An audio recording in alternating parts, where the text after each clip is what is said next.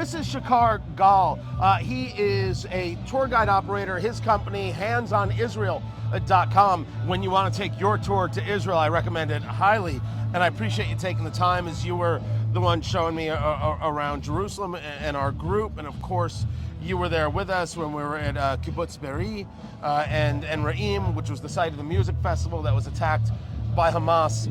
This situation with the hostages and how you get them back, I did not realize the level of hot button this is, and that's the way I'm describing it. There might be a better way. How much is this subject? Do you pay to get them back, or do you go after Hamas? How much has this divided, to any extent, divided Israel and Israelis? Nobody really knows for sure what's happening behind the scenes, and there's all kinds of rumors about negotiations.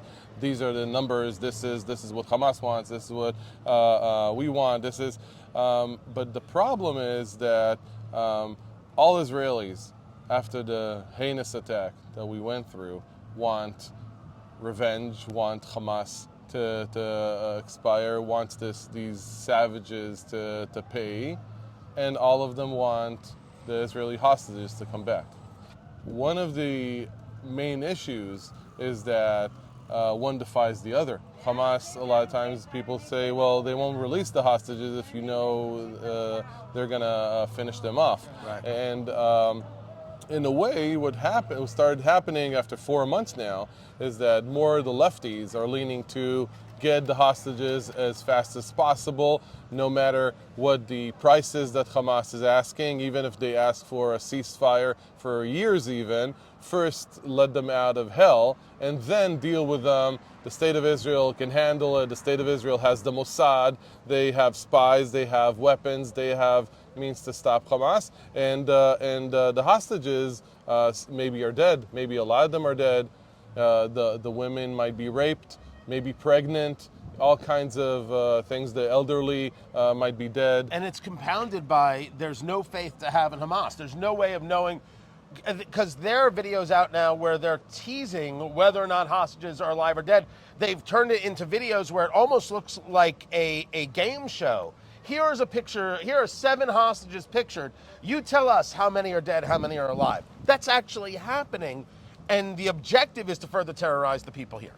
Right. And the flip side of it is the right-leaning people, and the government is more right-leaning today, are more like very militant. Let's bash some more and take Hamas out. And without saying it, more of the right-leaning people are starting to say, mumble. They don't say it, but well, it's more important than the hostages. The whole country can't revolve around 100 and some people that are hostages.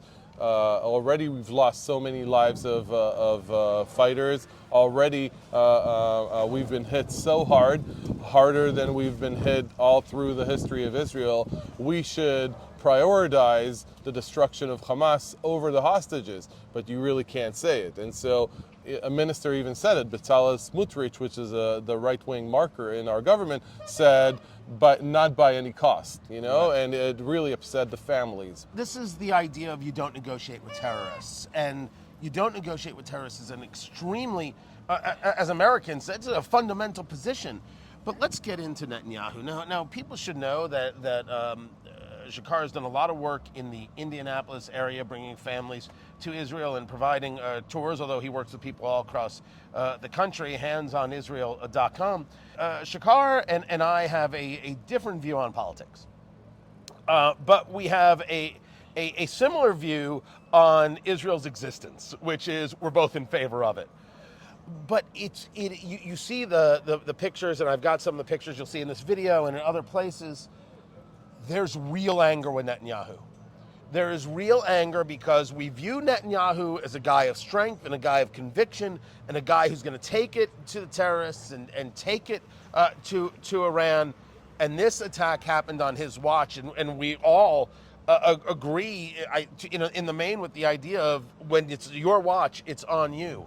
Israelis almost with unanimity, in your view, feel that way?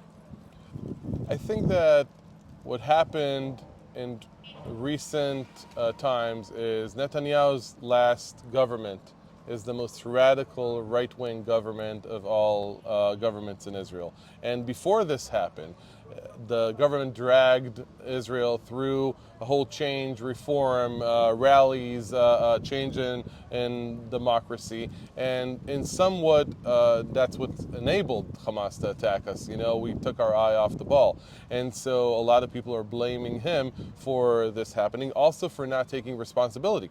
The chief of staff took responsibility. The head of the Shin Bet, our secret police, took responsibility. There's going to be a lot of people who are going to take off power when they're done. And Netanyahu doesn't seem like he's going to do it. And he looks like he's in a political campaign. So a lot of people are very much upset with how he's handling things and the fact that he allowed this to happen on his watch. Certainly, the government in Israel is to the political right, and we could discuss a lot of failings on the political left to have made that happen. We could talk about Naftali Bennett being the prime minister, only to have that pairing that he put together fail to make room for Netanyahu to come back.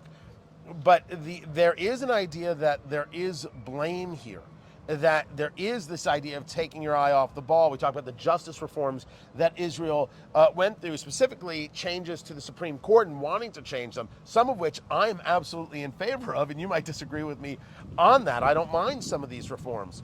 But taking the eye off the ball, in your words, what does that mean? Netanyahu had a whole concept that he basically gave, that Hamas, if you'll let him have suitcases of millions of dollars from Qatar, they'll use the money to build Gaza, they'll use the money to pay off the police, the civil workers. They're going to grow up to be the responsible adult, that we could taint them, that we could train them, that we can make sure to live with the enemy, that every couple of years after they shoot too many rockets, we'll have an attack, and they'll be, and just a little bit before this heinous attack happened, he was quoted saying, oh, Hamas is deterred, they're not going to attack. Well, guess what? They were not deterred, and all the money that you paid for went for building tons and tons and tons of tunnels underneath the ground. And so that's what I mean. Jake Sullivan, the national security advisor, had said literally a week before the Hamas terrorist attack that this is the most peace we've seen in the Middle East, and the Middle East is at peace.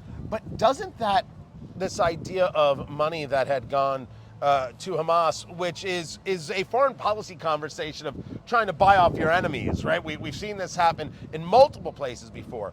Isn't this proof that even if you were to give Hamas what they wanted, whatever dollar amount they said, that it can't work? In the end, no matter all of these other things, is it the feel of Israelis that Hamas has to be ended, that whatever it takes in Gaza to end Hamas has to happen? Oh, that's unanimous between Israelis. Israelis, after what happened, say we've got to end this. There's no way that Hamas would stay in power, or that's the hope of Israelis. Shakar G, the business, handsonisrael.com, and right now, no one's coming. Tourism is, I'm here, but tourism is slow. I like that you're here, Tom. Yeah, thank you so much. But it is. Like, it's just, people are afraid to come. Yes. But I think that it's going to change soon.